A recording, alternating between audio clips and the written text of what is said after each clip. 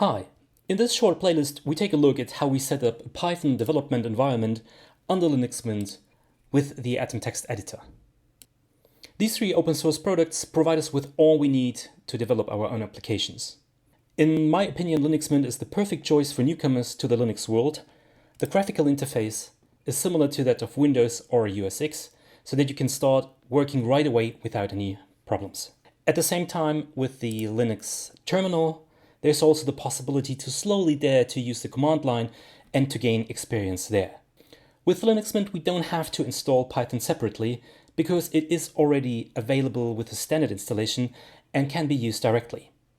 We will see in a later video how we can set up virtual environment and install a Python version of our request. Atom is a text editor with a rapidly growing user base.